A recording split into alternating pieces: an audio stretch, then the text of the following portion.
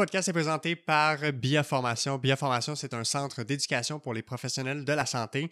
Ils offrent des formations en ligne et en salle dans une dizaine de thématiques différentes et à ce jour, c'est déjà plus d'une cinquantaine de formations qui sont disponibles pour vous. Et pour les professionnels de la santé qui sont à l'écoute du podcast pour la communauté de Parle-moi de santé, vous pouvez utiliser le code rabais Goujon15 pour 15% de rabais sur n'importe quelle de leurs formations à prix régulier. Donc encore une fois, merci à BIA Formation pour la confiance et bon podcast. Re-bienvenue à Parle-moi de santé, ici Alexis Goujon, physiothérapeute. Pour l'épisode numéro 37 aujourd'hui, on débute le mois de mai, le mois de mai qui est le mois de la physiothérapie. Et pour souligner le tout, j'ai reçu le président de l'Ordre professionnel de la physiothérapie au Québec, M. Denis Pelletier. C'était, à mon sens, tout à fait logique que ce soit l'épisode d'aujourd'hui puisqu'on lance le mois de la physiothérapie ici au Québec. Donc, avec Denis, on a parlé de tout plein de sujets en lien avec la physiothérapie, mais on a beaucoup statué surtout sur le regard que Denis porte sur l'évolution de la physiothérapie dans les dernières années. Denis qui en est à son dernier mandat, qui va transférer le pouvoir de la présidence dans les prochains mois, prochaines semaines. Et donc, on a pu faire un peu un retour sur comment la profession elle a évolué, où elle est rendue maintenant, c'est quoi les pratiques qui ont changé, mais on a aussi beaucoup parlé du futur. Donc, qu'est-ce qui s'en vient pour la profession? Beaucoup d'avancées technologiques, beaucoup d'avancées en termes de science au niveau de la profession et au niveau des pratiques. Donc, on a survolé beaucoup ça. Et puisqu'il est président de l'Ordre et qu'il est impliqué depuis plusieurs années, c'est un rôle qui est également très politique. Donc, on a parlé de ces enjeux politiques-là en lien avec la physiothérapie dans le système de santé au Québec ici. On sait qu'on a le plan du ministre de la Santé, Christian Dubé, qui a été déposé, donc le fameux plan santé pour la réforme. Et on en a parlé, on l'a critiqué, mais de façon constructive. Et on a également aussi abordé les enjeux de qu'est-ce que ça prend pour être un ordre professionnel ici au Québec et pourquoi, c'est quoi les avantages d'avoir un ordre professionnel quand on a une profession, par exemple, comme la physiothérapie, donc ce champ d'exercice-là. Donc voilà, sans plus tarder, je vous laisse apprécier cette conversation avec le président de l'ordre professionnel de la physiothérapie, Denis Pelletier.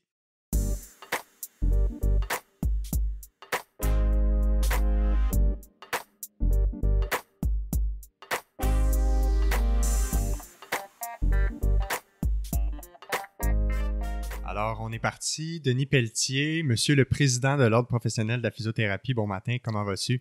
Ça va très bien, merci. Je suis très content de t'avoir invité. Ça fait longtemps, on avait planifié ça. Ça fait maintenant presque 2 ans, jour pour jour. Exact. Tu étais dans ma liste d'invités dans les premiers que j'étais supposé enregistrer au printemps 2020. Puis, printemps 2020, c'est une date assez sombre dans la mémoire de tous les Québécois actuellement, ou de tout le monde en fait. Ce qui a fait qu'on a dû reporter le projet, mais je suis très content de pouvoir te recevoir aujourd'hui. Finalement, tu as assurément l'horaire le plus occupé et j'étais très content de pouvoir rentrer ça dans la planification aujourd'hui. Mais c'est un plaisir d'y être et aussi, comme ça fait 2 ans qu'on l'attend, on dirait qu'on le désire encore plus parce qu'effectivement, on avait un moment d'arrêter, une date, une heure et tout ça.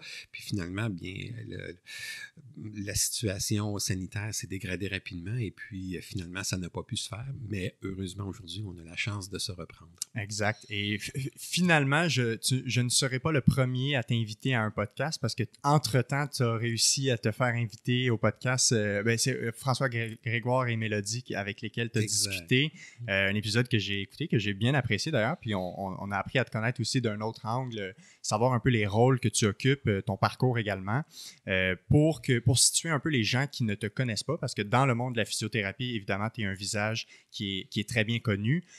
Mais si on élargit ça au grand public et même aux autres professionnels de la santé, tu es actuellement le président de l'Ordre professionnel de la physiothérapie au Québec, poste que tu occupes depuis maintenant près de 8 ans, si je ne me trompe pas. Tu es en fin de mandat, donc c'est ta dernière année de mandat. Oui, c'est ça. J'ai commencé à la présidence en 2014, alors les membres m'ont fait confiance. Le poste de président, alors, c'est un poste électif. Donc, on est en lice pour être choisi par les membres. Et puis, en 2014, les membres m'ont donné cette opportunité-là d'être président. Et j'en suis à mon 3e et dernier mandat présentement qui se termine en juin 2022. Donc, ça donne bien que je te reçois aujourd'hui parce que ça permet de boucler un peu la boucle sur le regard que tu peux porter sur l'ensemble de ta participation dans ce rôle-là. c'est pas le début de ta pratique en physiothérapie qui t'a amené à la présidence. Tu as un long parcours, tu as travaillé comme clinicien, tu as eu des tâches également d'enseignement ponctuel à l'Université de Sherbrooke, une longue carrière de clinicien évidemment aussi. Si tu avais à résumer les points clés de ton parcours qui t'ont amené de ta graduation jusqu'à ta présidence pour un peu situer les gens sur l'ensemble du parcours que tu as eu, ça ressemblerait à quoi? Eh bien, je commencerai même une petite affaire avant, parce que le hasard, effectivement, nous dirige parfois dans certaines directions, puis on se rend compte que ces hasards-là vont donner un sens à ce que l'on fait.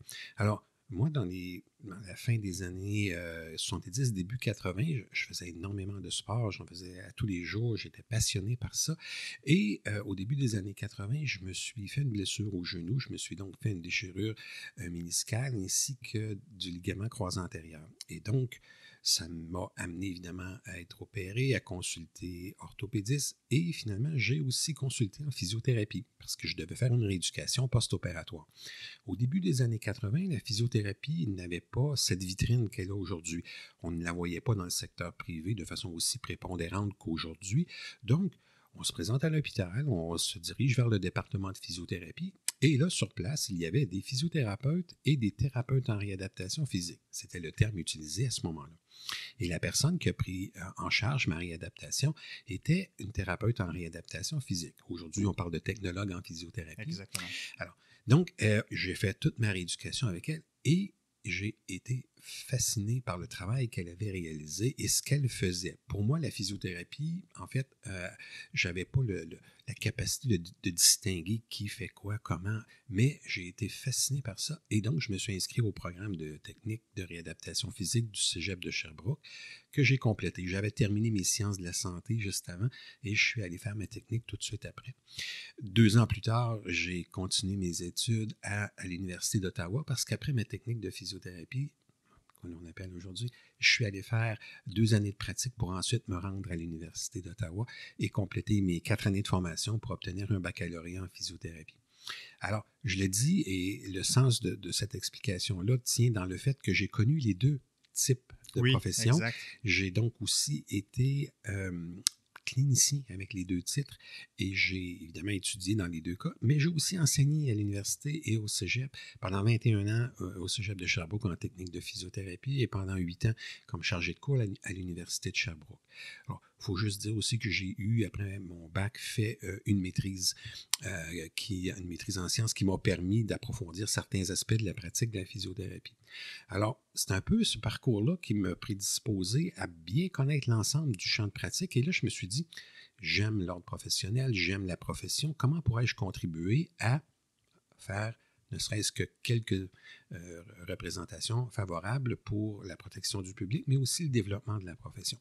Alors voilà, j'ai fait 6 années comme administrateur et au terme des 6 années, j'ai senti que j'avais suffisamment d'idées pour être capable de postuler pour la présidence et donc présenter ma candidature et ça a fonctionné. Donc, le parcours a été un peu plus sinueux. C'est pas nécessairement une ligne droite. Non, exact. C'était vraiment pas dans les plans au départ de dire, moi, j'aimerais ça un jour être président de l'ordre, mais les circonstances ont joué favorablement et j'ai eu plusieurs personnes qui m'ont sollicité pour faire une contribution, faire en fait quelques mandats à la présidence et j'ai accepté. Puis voilà, ça m'amène à ça aujourd'hui. Et clairement, si tu complètes aujourd'hui autant d'années à la présidence, c'est probablement parce que c'est un poste que tu as apprécié, occupé et qui t'a probablement beaucoup nourri de par les projets que tu as pu mener avec l'ordre. Oui, quand on se lance dans la présidence d'un ordre, par exemple, il faut avoir au départ des idées. Il faut avoir aussi un désir de faire progresser les choses favorablement.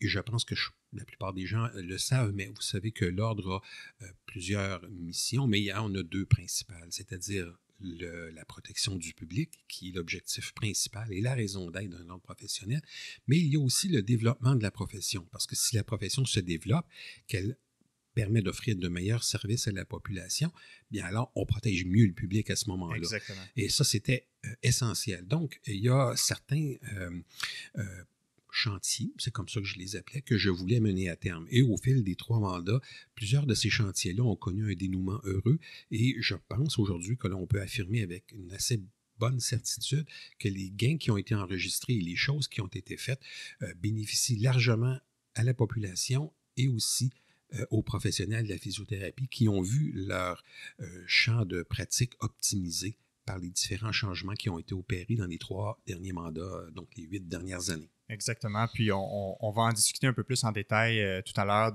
des gains ou des avancées de la profession qui ont été faites dans les dernières dizaines d'années et également des perspectives futures pour notre profession. Tu as abordé la mission d'un ordre professionnel à la base parce qu'on n'est pas la seule profession, les professionnels de la physiothérapie, à être modérés, si on veut, ou encadrés par un ordre. Il y a plusieurs professionnels de la santé et même au-delà des professionnels de la santé, il y a plusieurs professions qui sont encadré par un ordre. Tu as mentionné la protection du public qui est, de prime abord, la mission la plus importante et également la promotion de la physiothérapie, qui est également une mission de d'autres organisations, par exemple l'Association québécoise de la physiothérapie.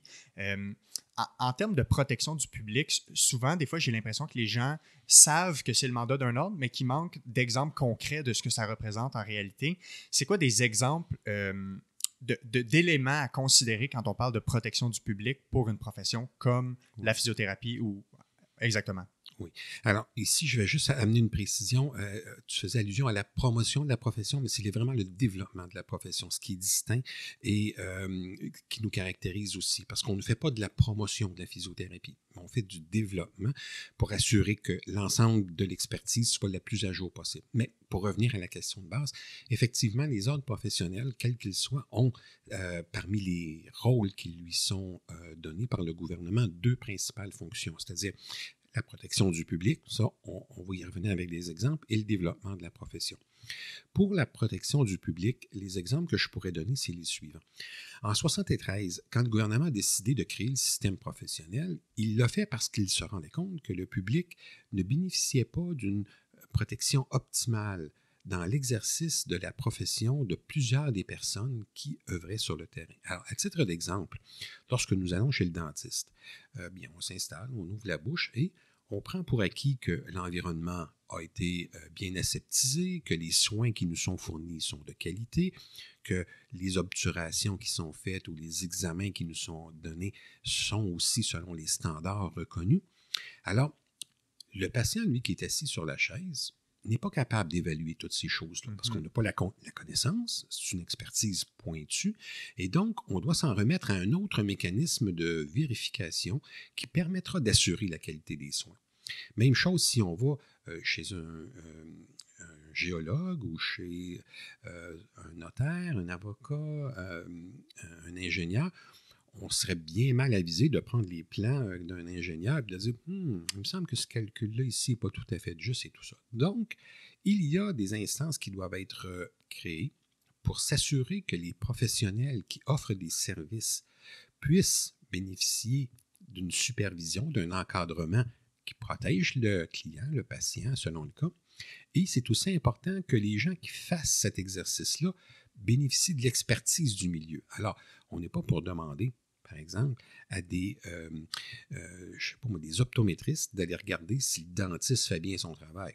C'est une zone d'expertise que les optométristes ne connaissent pas. Donc, c'est pour ça que c'est une réglementation qui vient des membres mêmes. Donc, c'est pour ça que l'ordre professionnel de la physiothérapie, comme tous les autres ordres professionnels, eh bien, c'est la surveillance de l'exercice professionnel par des pairs, parce que l'expertise, elle est maintenue, connue par les pairs.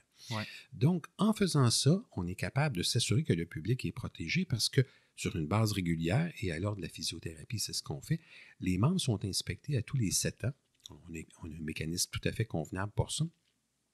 Et si toutefois le patient recevait un service puis se disait « ce service-là ne me semble pas un service de qualité » ou bien la manière dont ça s'est donné ou que ça s'est fait, c'est, à mon avis, incorrect. Alors, il est possible pour cette personne-là de frapper à la porte de l'ordre et de demander « écoutez, j'ai reçu tel service, je l'ai eu de telle façon, est-ce que c'est normal? Il me semble que ce n'est pas optimal ou je pense que depuis, j'ai telle conséquence ou tel problème. » Et là, l'ordre a ce pouvoir-là d'aller enquêter. Alors, c'est comme ça que l'on fait la protection du public. mais on l'a fait aussi de bien d'autres façons, mais principalement, c'est de cette manière-là que l'on est capable de le faire. Donc, si on regarde, je peux vous donner des exemples concrets maintenant à ce que ça donne, tout ce qui touche la rééducation périnéale et pelvienne. En physiothérapie, lorsque l'on s'investit dans la pratique de la rééducation périnéale et pelvienne, ça nous amène à faire des gestes qui touchent une sphère très intime de la personne, qui peut avoir aussi, évidemment, plusieurs conséquences, de nature psychologique ou autre, parce que, évidemment, le bassin, cette région qui est relativement protégée en général, devient la source de travail et de préoccupation du clinicien. Donc, on doit s'assurer que les gens qui s'investissent là-dedans le font correctement, le font en respectant certaines règles, et si toutefois la personne qui reçoit ces soins-là considère qu'elle n'a pas eu des soins appropriés ou de qualité, nous pouvons aller jeter un coup d'œil et regarder si effectivement il y a un problème. Et si c'est le cas, on va intervenir pour que des corrections soient faites ou que des décisions soient prises pour que cela ne se reproduise plus si la situation elle est non souhaitable. Exactement. Donc, entre autres, ça évite que certaines professions débordent de leur champ d'expertise ou qu'il y ait des gestes qui se posent, qui ne sont pas appropriés. Ça permet de garder un certain cadre régi par la profession et de déterminer qu'est-ce que telle ou telle profession est capable et a le droit légalement de faire en termes d'intervention, en termes de traitement. Oui. Et au-delà de ça même, le volet développement de la profession, eh bien, ça nous assure que les pratiques qui sont faites soient les plus optimales pour le patient. Parce que j'ai terminé ma formation en réadaptation physique en 86, ma formation en physiothérapie en 91. Alors, à ces deux moments-là, j'étais certainement un très bon clinicien. Mais si aujourd'hui, je pratiquais avec les mêmes préceptes, les mêmes choses que j'ai apprises à ce moment-là, qui étaient certainement très correctes. Les meilleurs à l'époque. Les meilleurs à l'époque. Alors, si aujourd'hui je faisais ça, ça ne passerait plus. C'est pour ça que la profession s'est développée pour le meilleur bénéfice des patients. Mais nous, on doit aujourd'hui agir de façon telle que le patient, lui, bénéficie des soins les plus adaptés possibles pour la condition présentée. Donc, ce n'est pas tout d'obtenir son diplôme et ensuite son permis, mais encore faut-il le conserver dans le temps. Et c'est pour ça que l'Ordre a une politique de formation continue obligatoire, s'assurant ainsi que le membre, en fait, que le physiothérapeute ou le technologue en physiothérapie maintienne ses compétences. Alors, c'est pour ça que le développement de la profession, le continuum de suivi du clinicien pour qu'il puisse demeurer un clinicien à date avec les plus récentes données, soit donc mis en place parce que ça protège le public. Alors, on doit s'assurer qu'à la fois, le clinicien agit correctement et agit avec les plus récentes données disponibles. Tu apportes un bon point à la conversation, puis je suis curieux d'avoir un peu ton point de vue à cet effet. C'est quoi un exemple? Tu mentionnes que si tu pratiquais aujourd'hui comme dans le temps, quand tu as gradué, qui était à l'époque, on enseignait toujours les meilleures pratiques pour l'instant, la science étant un processus qui est en constante évolution et ce qui fait que autant les programmes universitaires d'enseignement doivent tout le temps se renouveler, comme les professionnels, une fois gradués, doivent se tenir à jour. C'est quoi quelques exemples, 2-3 exemples qui à l'époque étaient considérés comme le gold standard en traitement de physiothérapie qui maintenant, on sait, est dépassé? Alors, à brûle-pourpoint comme ça, le premier exemple qui me vient en tête, c'est les fameux traitements de dépôt calcaire à l'époque. Bon, à ce moment-là, lorsque l'on recevait un patient qui présentait une calcification, vous savez, genre de dépôt d'hydroxyapatite situé dans tel tendon. Souvent, on voit ça à l'épaule, exactement. Souvent à l'épaule. Alors là, on nous disait qu'il fallait faire de l'iontophorèse avec de l'acide acétique, du vinaigre, et on devait localiser ça là et on devait faire des doses. Aujourd'hui, on sait que cette approche n'est pas appuyée par aucune donnée scientifique. Alors, à l'époque, lorsqu'on faisait ça, on était des très, très bons cliniciens. Mais aujourd'hui, la connaissance ayant évolué, on se rend compte que si on refaisait ce même geste-là aujourd'hui, qui était non seulement acceptable, mais même prescrit à l'époque, aujourd'hui, ça n'aurait plus sa place. Ça, c'est un premier exemple. Il y a d'autres exemples aussi que l'on peut... que l'on peut mettre en évidence, parce que le temps, c'est toujours facile de regarder le temps et après ça, poser des jugements aujourd'hui. Mais prenons toute la gestion de la douleur chronique. Oui.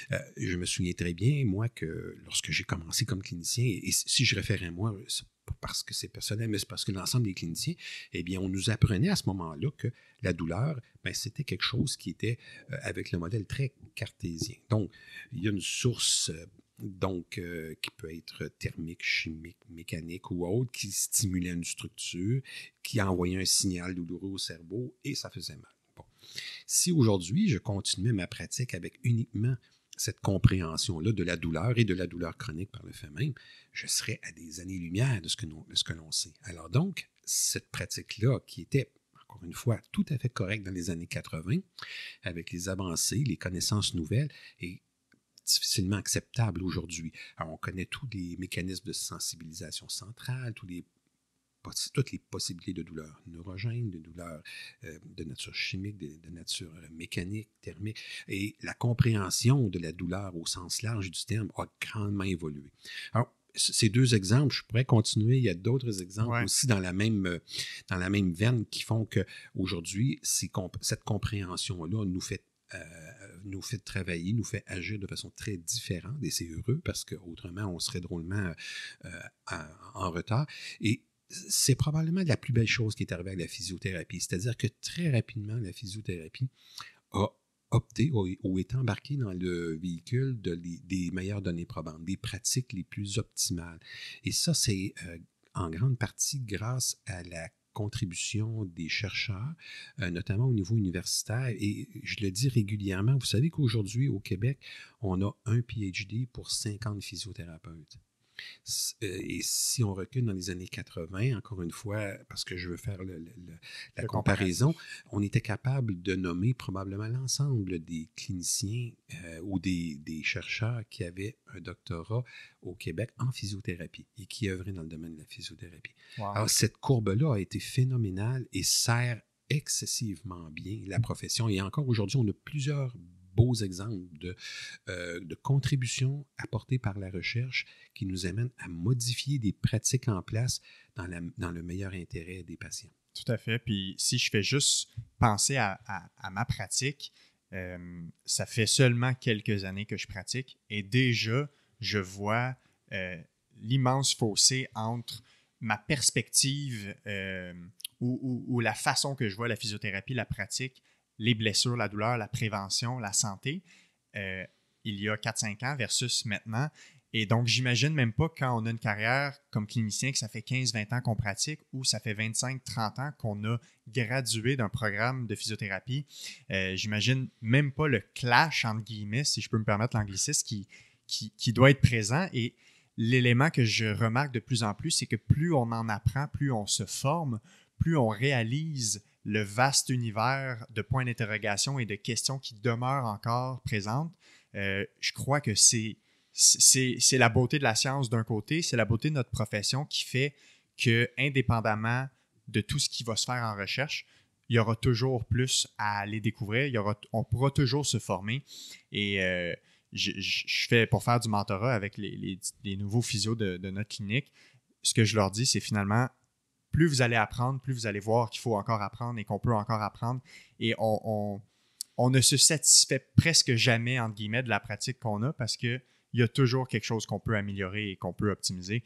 Donc, c'est vraiment ça que ça me fait remarquer quand toi, tu regardes sur ton parcours. Donc, c'est vraiment un élément qui est vraiment fascinant à mon avis. Je veux te ramener un peu sur le sujet de l'ordre professionnel. Qu'est-ce qui fait en sorte qu'une profession obtient un ordre professionnel? Comment ça se concrétise? Moi, je n'étais pas là quand ça s'est formé, la majorité des ordres professionnels. En ce moment, on sait qu'il y a certaines professions, entre autres dans le domaine de la santé, c'est ce que je connais, qui militent ou qui font reconnaissance pour avoir un ordre professionnel. Comment ça se concrétise? Qu'est-ce qu'il faut faire pour être capable d'avoir ce titre ou cette organisation-là? Alors, la façon dont ça fonctionne, c'est que ces organismes-là qui aspirent au système professionnel doivent faire une demande à l'Office des professions du Québec.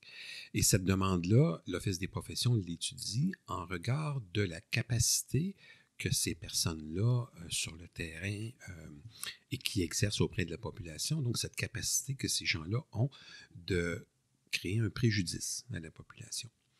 Et là, c'est pas toujours évident, c'est pas toujours facile parce que, et je vais prendre ici la peine de donner dont 2 exemples qui vont mettre en perspective la difficulté parfois de dire créons des ordres professionnels à chaque fois qu'on s'en fera demander un parce qu'il y a un risque de préjudice et celui de dire il ne faut pas non plus multiplier des structures pour en arriver à avoir de quoi qui ne se gérera pas là, dans le fond.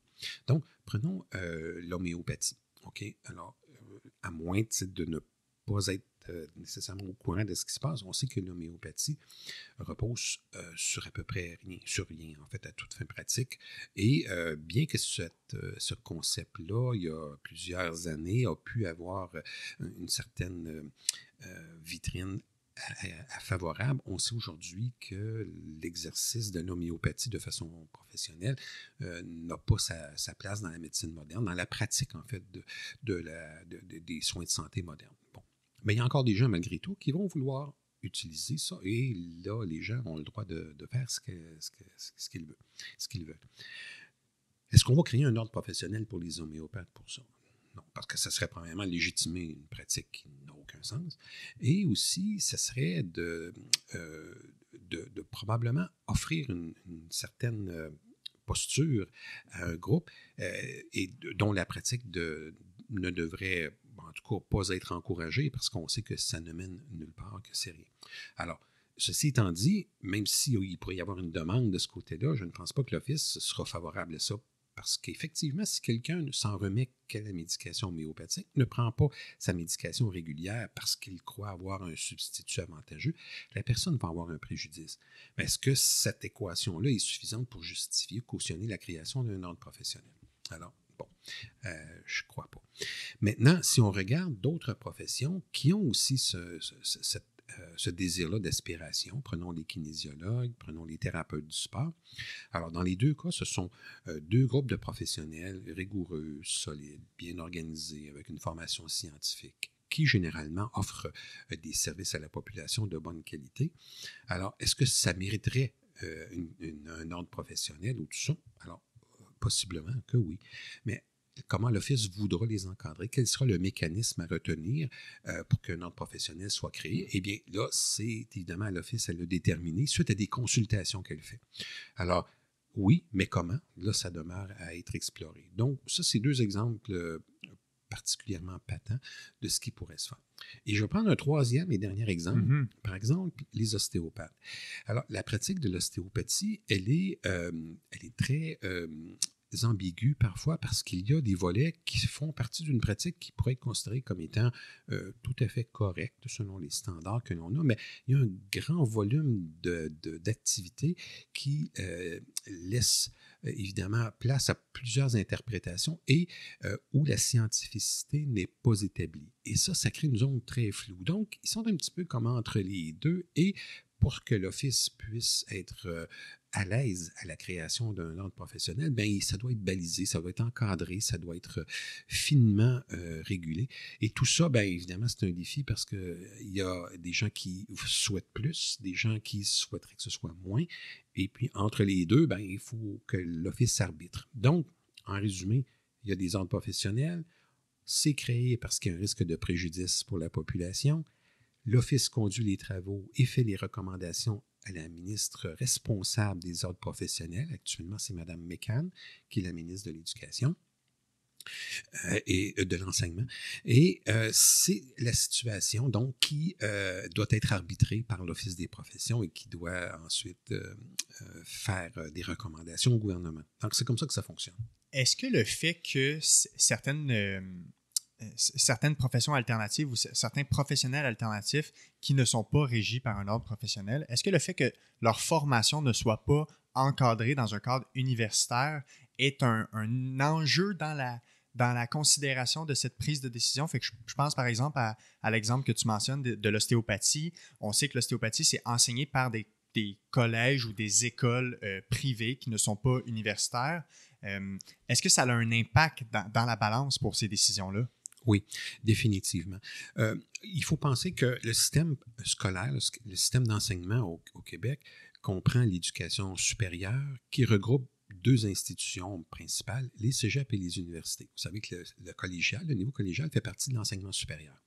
Donc, si la formation est donnée dans un collège, prenons l'exemple des inhalothérapeutes, des technologues en physiothérapie, des technologues médicaux, donc les gens qui font les analyses, les différentes analyses, ils font beaucoup plus, les technologues en imagerie médicale, radio-oncologie et électrophysiologie médicale. Alors, ce sont tous des gens qui sont détenteurs d'une formation de grande qualité donnée au niveau collégial.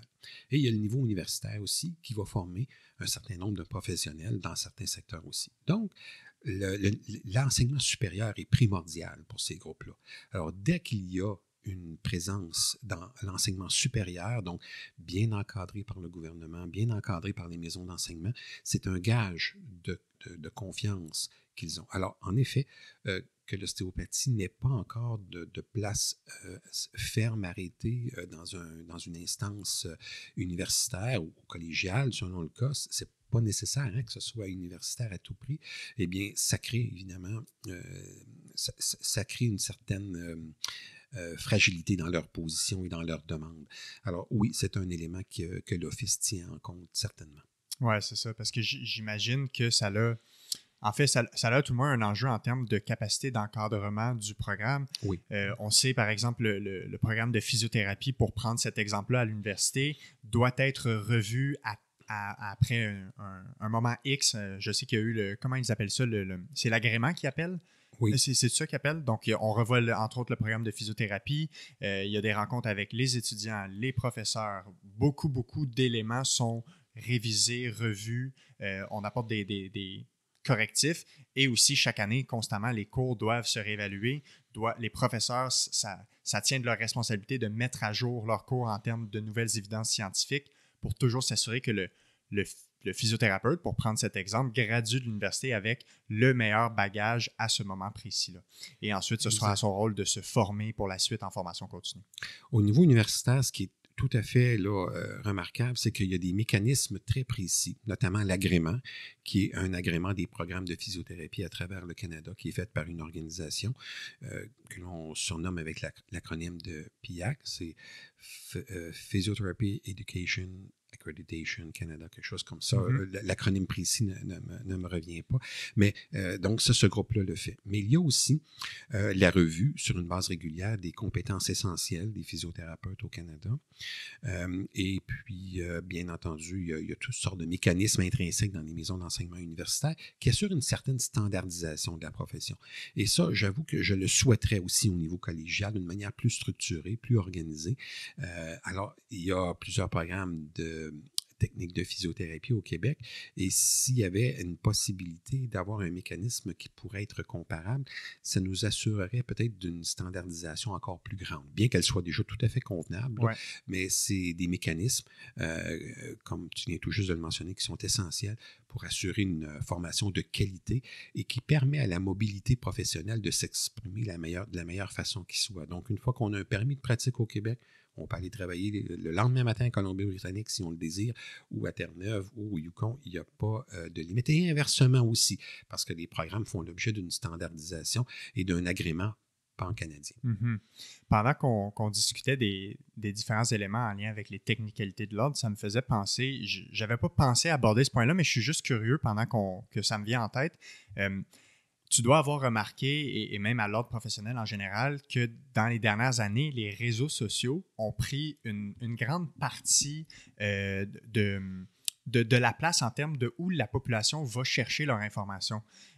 Et entre autres, par exemple, ce podcast-ci en est un exemple où des professionnels font de la vulgarisation scientifique, amènent une porte d'entrée pour démocratiser l'accès à l'information en termes de santé.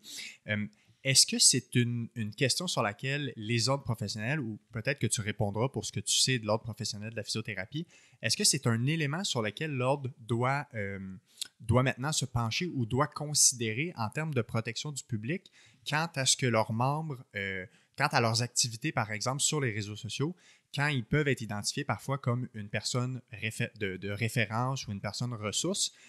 Moi, la chose à laquelle je pense tout le temps, c'est la désinformation, qu'est-ce qui est vrai de qu'est-ce qui est faux. Est-ce que c'est jusque-là qu'un ordre professionnel peut aussi aller encadrer les pratiques de leurs membres? Alors, l'ordre professionnel va toujours avoir un droit de regard dans l'exercice de la profession par ses membres, alors que les membres exercent dans un cabinet, dans un hôpital, exercent en utilisant des modalités de communication virtuelle de quelque nature que ce soit. On est constamment interpellé pour intervenir si des choses sont incorrectes. Mais quand j'aborde cette question-là, moi, j'aborde le côté passionnant de la chose parce que ça augmente, c'est bien démocratisé, et tu l'as bien dit, l'accessibilité à la physiothérapie. Et je pense que dans un ordre professionnel, un des départements les plus importants, c'est le département des communications. Mm-hmm. Parce qu'on a beau être les plus gentils, les plus beaux, les plus fins, les plus forts, si on est les seuls à le savoir, ça ne nous mène pas très loin. Et ce que j'ai remarqué, quand je suis arrivé à l'Ordre en 2014, l'Ordre n'avait pas de page Facebook, n'avait pas de fil Twitter, n'avait pas de présence sur LinkedIn et autres. Et rapidement, on a mis ça sur pied. Je ne pense pas que ça prenait un grand devin là, pour voir ça, mais on devait se rendre disponible pour interagir avec la population sur une base question-réponse, pas juste vous dire, voici, je vous donne de l'information. Exact. Non, il faut sortir. Il faut que ce soit bidirectionnel. Il faut que ce soit bidirectionnel. Alors, on s'est investi et on a un volet qui s'intéressera directement à nos membres et un volet qui s'intéressera à la population en général parce qu'on a deux publics cibles à l'Ordre. Exact. Nos membres et eux. Et c'était tellement important qu'une fois en position à l'Ordre, on a développé deux choses. Et ça me tenait grandement à cœur, c'est-à-dire l'utilisation du numérique en physiothérapie. Alors, on a un guide spécial pour guider nos cliniciens à le faire et des lignes directrices pour la pratique de la téléréadaptation. Alors, quand on a sorti le guide sur la téléréadaptation en 2018, les gens nous disaient, ben voyons donc, en physiothérapie, on n'a pas besoin de ça, il faut toucher le monde. On ne peut pas intervenir à distance. C'est quoi cette idée-là? Et là, il a fallu faire un effort je dirais, de vulgarisation ou d'explication de ce que c'est la téléréadaptation. Alors, les gens pensaient que la téléréadaptation, c'était un clinicien à un endroit, un patient à l'autre endroit et un donnait des services à l'autre. Alors, je leur ai dit, ça, c'est une des choses. Mais il en existe au moins deux autres. Celle de pouvoir faire en sorte qu'un professionnel de la physiothérapie à Montréal intervenait avec un patient à Coudjouac qui, en temps normal, n'aurait pas eu accès à des services de physiothérapie. Et sur place, il pouvait y avoir un technologue en physiothérapie ou un physiothérapeute ou même une personne, une tierce personne qui aidait aussi à la prestation de services parce que, quel que soit l'endroit où est situé le patient, on doit lui offrir ces services-là. Et là, une fois que les gens ont vu ça comme ça, ils ont dit, mon Dieu, c'est vrai que ça peut être intéressant. Donc, le même physiothérapeute ou le professionnel de la physiothérapie à Montréal peut donner des services à 9 h le matin à quelqu'un qui est à Coudjouac, à 10 h ensuite à quelqu'un qui se trouve à être à la baie James, et ensuite, vous voyez un peu où je veux en venir. Donc, cette même personne-là, sans avoir eu à faire plus de 5 mètres dans sa journée, a pu donner des services à une quantité très large de gens. Et au-delà de cette forme de téléréadaptation-là à distance avec une tierce personne, il y a aussi toute la téléexpertise. Exact. Alors, il y a des gens très brillants dans un domaine bien particulier qui peuvent avoir vraiment creusé un sujet. Prenons la rééducation vestibulaire. Mais il se peut que quelqu'un qui est à Lac-Mégantic, qui a un problème d'un patient avec un problème vestibulaire, mais dont la formation, elle est limitée, alors au lieu de dire au patient, va donc à Montréal rencontrer tel collègue, eh bien, moi, je suis sur place et on fait une téléconsultation en bénéficiant de l'expertise. Alors, la personne peut dire, OK, peut-être, peux-tu essayer tel test, fais donc telle chose. Ah, ben regarde, avec ce qu'on vient de trouver là, fais plutôt telle approche et fort probablement que le résultat va être meilleur. Ça vient un sens être un peu comme du mentorat, de la collaboration à distance en termes d'expertise. C'est de la oui, effectivement. Et ça, on peut parler de téléexpertise, téléassistance. Bon, mais l'idée, c'est que l'Ordre a tellement cru à cela qu'on a développé tout ce qui touche la téléréadaptation. On a un guide qui donne aux gens comment faire. Et aussi, l'autre volet qui touche toujours l'univers des médias, c'est tout le numérique en physiothérapie, que ce soit dossier électronique, que ce soit communication avec les patients. Est-ce qu'on peut envoyer un texto à un patient lui donnant de l'information? Est-ce qu'on peut envoyer un courrier électronique? Est-ce que je peux l'interpeller sur Facebook? Est-ce que je peux lui envoyer son programme d'exercice via Twitter? Est-ce que je peux? Bon. Alors, tout ça, on a une réponse à ça maintenant. Et c'est disponible. Et ce qui est essentiel. Donc, pour m'inscrire dans ce que tu disais, non seulement on pense que oui, il y a un travail à faire, il faut s'assurer que les gens ne disent pas n'importe quoi, mais surtout utiliser tout le potentiel que nous permet cette disponibilité-là des communications pour servir la population du Québec, quel que soit l'endroit où elle soit, avec des gens qui ont la compétence de le faire. Et ça a été très pertinent quand on pense à ce qu'on a dû vivre comme système de santé pendant la pandémie, qu'on vit encore peut-être de façon un peu différente parce qu'on a évolué là-dedans. Mais si je me replonge en mars 2020, quand toutes les cliniques de physiothérapie ont dû fermer leurs portes, ben, on s'est tourné vers ce modèle de téléréadaptation qui a été une solution pour être là pour les patients et les patientes en termes de poursuivre un lien thérapeutique, continuer à progresser leur réadaptation. Et je pense que ça a été aussi peut-être un volte-face dans la façon de penser ou dans ce qu'on pensait de la physiothérapie, qu'on a en tête souvent, c'est l'aspect manuel, l'aspect traitement, l'aspect manipulation, mobilisation. Mais quand on pense à l'ensemble de l'offre de service des professionnels de la physiothérapie, ça va beaucoup au-delà de ça. Oui. On a parlé un peu en pré-enregistrement de l'importance de l'éducation. L'éducation peut se faire à distance, la supervision de programmes d'exercice, l'enseignement de programmes d'exercice. Avant tout, souvent, les physiothérapeutes et les technologues en physiothérapie sont vus comme des coachs, des guides, des gens pour encadrer et choisir les meilleures interventions. Il y a une grande partie de ça qui est possible à distance, puis je pense que on a beaucoup réalisé ça avec la téléréadaptation. On a vu que le taux de satisfaction en termes des patients face à la téléréadaptation était très bon, en tout cas ici au Québec. Oui. Je ne sais pas à travers le monde qu'est-ce que ça disait, mais c'est clairement un exemple d'innovation en termes de notre profession qui a été vraiment fulgurante là, depuis 2 ans.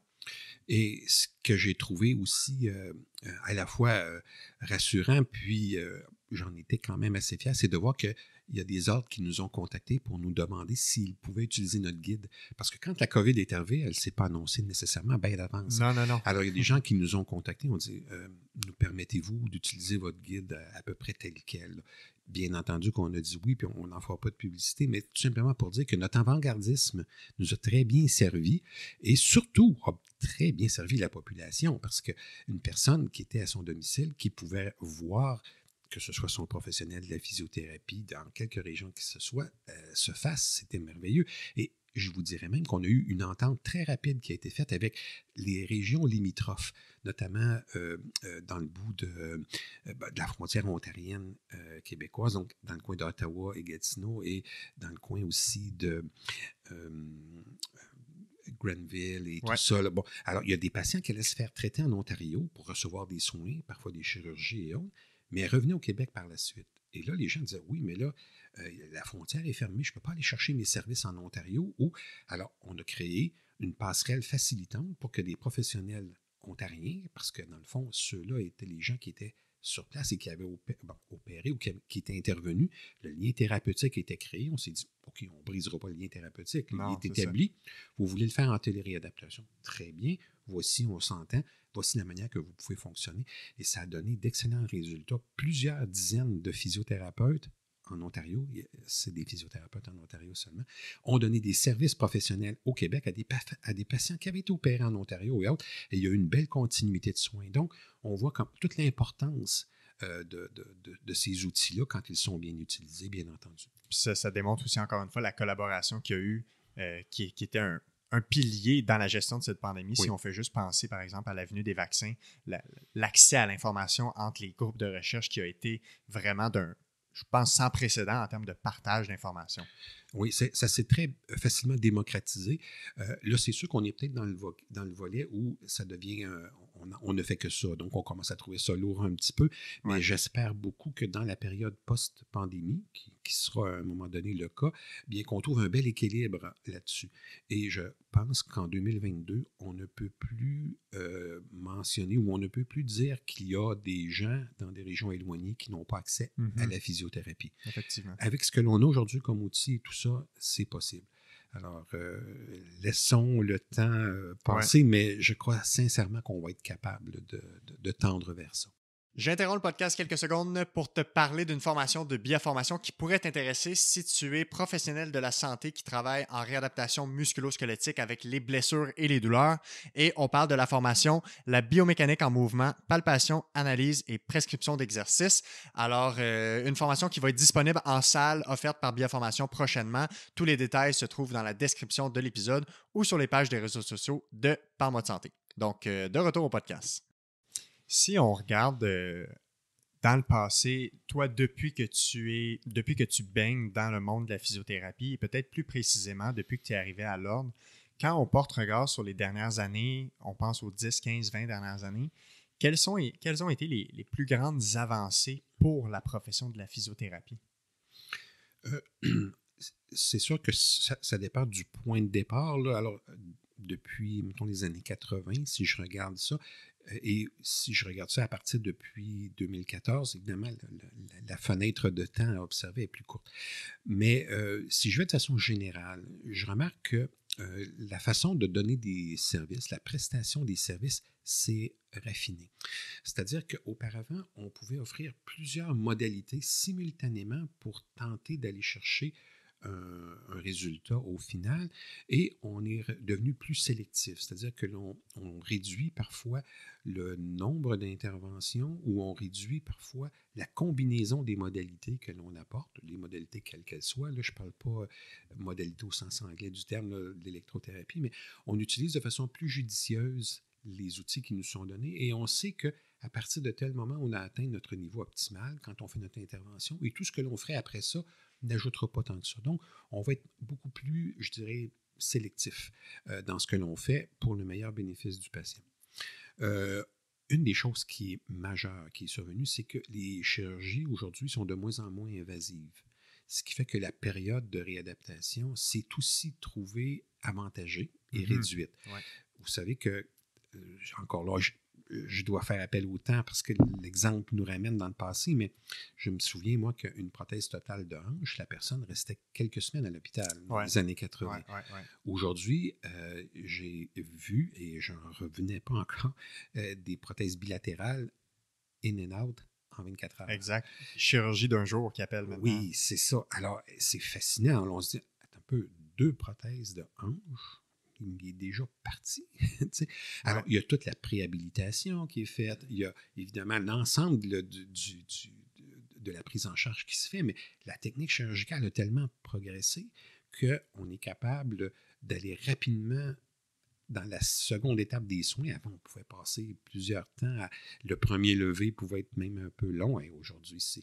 Alors, donc, cette avancée-là est majeure, évidemment, dans notre domaine. Évidemment, l'accès à la téléréadaptation fait que les gens, les durées de séjour sont plus courtes, pas nécessairement juste à cause de la téléréadaptation, mais aussi à cause de ça. Alors, il y a énormément d'avancées qui touchent ces secteurs-là, qui font en sorte aujourd'hui que la pratique en a profité. Si on regarde dans d'autres sphères, parce que je donne souvent des exemples musculo-squelettiques, mais on peut aller aussi au niveau neuro, au niveau cardio-respiratoire aussi. Alors, il y a des interventions aujourd'hui qui sont très performantes dans ces secteurs-là aussi, qui font qu'on peut, grâce à l'ensemble des innovations faites, être plus précis, plus pointu, plus efficace dans nos interventions. Prenons par exemple les outils qui nous permettent de mesurer la mobilité écologique des gens. Et ça, c'est toujours, on peut le faire à distance ou on peut le faire sur place. On a aussi des outils qui nous permettent de faire un suivi plus étroit sur l'évolution de la condition du patient et qui nous amènent à modifier plus rapidement le plan de traitement. Exact. Auparavant, semaine 1, semaine 2, très protocolaire. Semaine 3. Là, maintenant, c'est OK, on est prêt. Les données qu'on a nous permettent de dire on est prêt à cette deuxième étape-là.